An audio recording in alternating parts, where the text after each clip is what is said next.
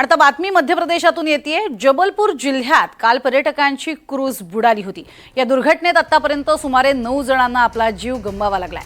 अद्याप बेपत्ता असलेल्या व्यक्तींचाही शोध सुरूच आहे। क्रूजवरती स्वार असलेल्या 22 जणांना सुखरूप बचावण्यात आलंय। मात्र या दुर्घटनेबाबत एक धक्कादायक खुलासाही समोर येतोय। प्रत्यक्षदर्शींनी दिलेल्या माहितीनुसार त्यांनी क्रूज चालकाला सोसाट्याच्या वाऱ्याबाबत सावध केलेलं होतं, मात्र तरीही इशाऱ्याकडे दुर्लक्ष करण्यात आलं।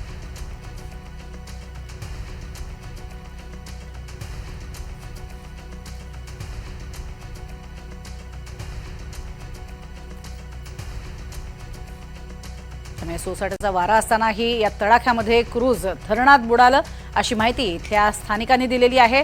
प्रत्यक्षदर्शींनी जो थरार अनुभवला त्यांनी हे सांगितलेलं आहे। या दुर्घटनेमध्ये अनेकांना आपला जीव गमवावा लागलेला आहे, तर अनेकांचा शोध अजूनही सुरूच आहे। मध्य प्रदेशमधल्या जबलपूरमध्ये घडलेली ही दुर्घटना आहे।